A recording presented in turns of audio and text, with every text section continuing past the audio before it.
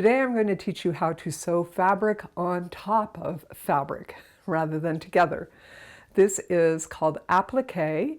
It's also used for patching. It's used for putting patch pockets on, for decorating areas, and for covering up stains and holes. So hopefully you have an iron. An iron is a really important tool. I got mine secondhand at a thrift store and it's been trusty. It just is missing the little piece that covers the steam thing. I also got a little mini ironing board there. You'll need some kind of fabric. And let's talk for a moment about what kind of fabric. So I have a woven fabric here.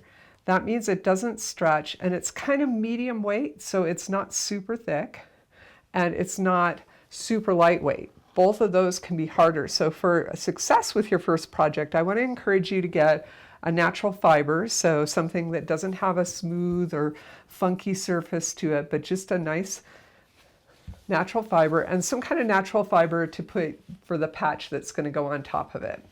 Okay. It can be handy to have pins. We're actually not going to pin things together, but they can be handy and helpful in the process. It also can be helpful to have a ruler to double check your seam allowances and fold unders and stuff like that. Here's something you'll definitely need is a glue stick. Now this is not a fabric store, fabric specific glue stick. This is the kind that any kid might get on their clothes that can be washed out after a couple washings. In fashion school, we used tailor chalk, but I've found that a sliver of soap for marking fabrics works almost as well. So I'm going to encourage you to use that at home. For the sake of this demo, I'm going to use a big Sharpie to make it easy for you to see, but what I recommend is just a sliver of soap. If it's a basic cotton fabric, it'll wash out and it'll be super great. So these are all things that you probably have. I sometimes use fabric weights when I'm cutting out my fabric. So like when I cut the big patch, this was my pattern, by the way. I think that a sheet of paper is really helpful to have here. It has nice corners and it's just a generous sized patch that you can cut smaller later or fold under as you need to later. So that's going to be your pattern, and the way that the fabric weights will work is if you put a couple of these down, instead of having to pin your pattern down, it'll help just hold it in place while you're cutting it.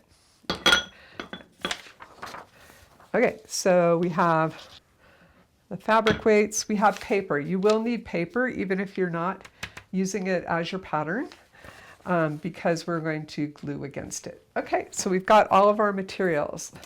The first step is to press everything flat. So to make things go quicker, I've already pre-pressed this and cut this fabric. So you press it before you cut it. Press first, cut second. This piece of fabric, the one that's going to go on top, I'm going to show you a shortcut for cutting it really evenly. And this actually is something that they do in fashion design school when they are cutting muslin. So if you make a small snip and you rip, the fabric will rip fairly straight in between the two lines of threads.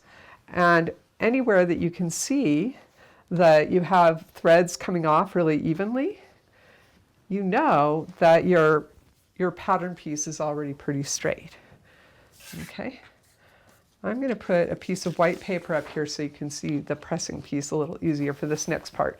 So I'm showing you how to press the seams under. Here, let me just move this a little more central for you.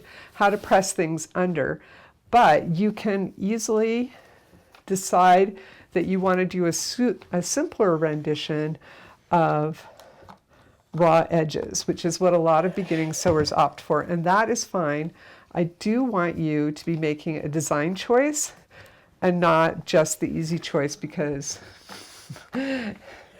it's easier. So I want to make sure that you have design options, and if you really like the look of raw edges, you should be doing raw edges, but if you really like the look of pressed under, you should be pressing under.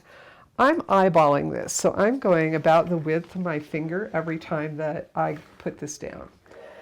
Now, if you are finicky and you want things to be really even, this is a great place to double check all of your widths with your ruler. Okay?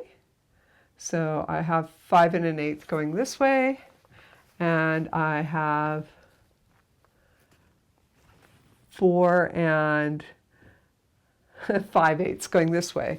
So, oh, sorry, I was trying to check end to end. So this is 4 3/8, and this is 4 3/8. So it's a rectangular piece, not a square, which is fine. One thing, let me get a close-up camera here so you can see. I want you to see something that happens when you're pressing. Is, let's see if this is on camera before I get all crazy. Let's make sure you've got a view. Yes, you can see it great here. Okay, so what's going on here is really common, is these edges where I folded it under, they want to poke out, right? So there are a couple things we're going to do to compensate for that.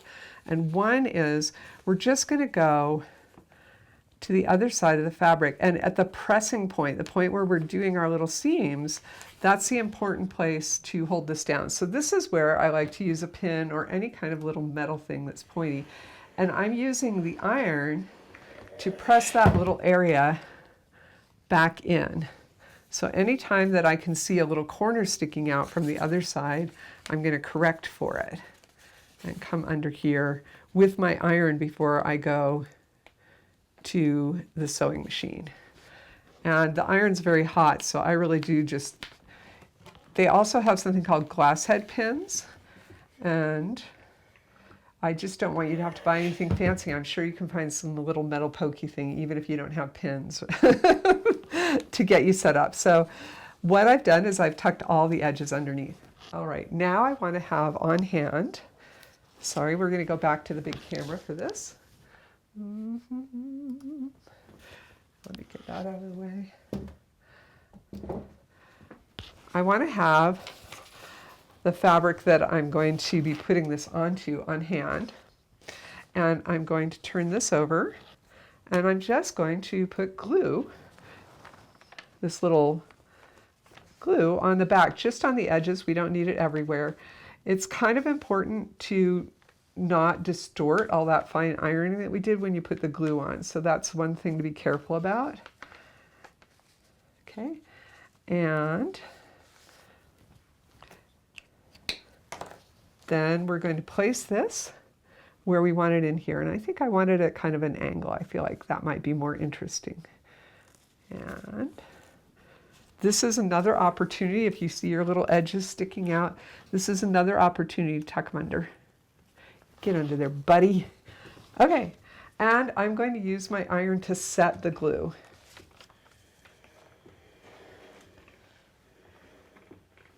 Okay, excellent.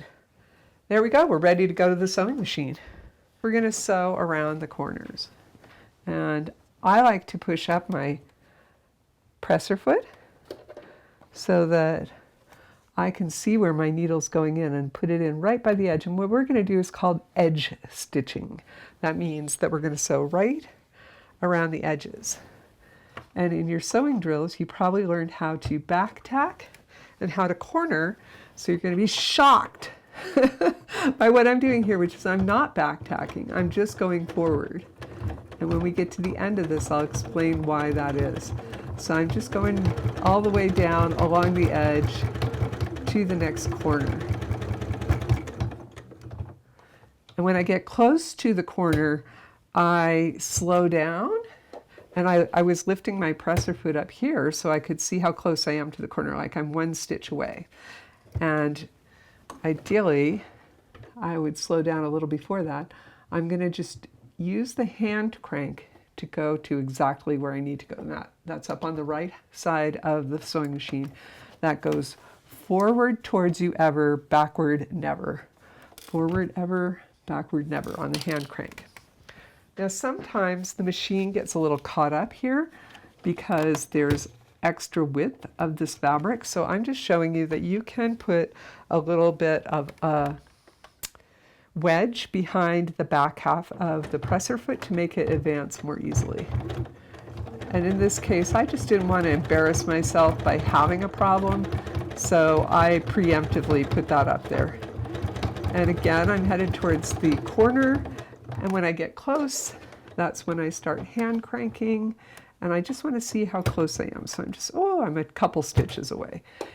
And figuring out how to get right to the corner, that takes just a little bit of practice.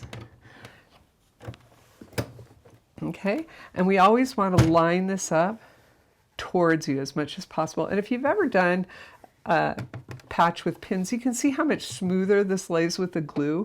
So it's faster and easier to put down, but it also just lays so much smoother. All right, corner number 3 coming up.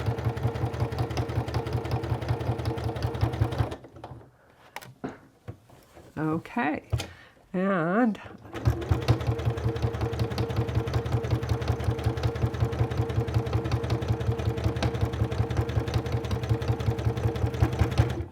here we are back where we started.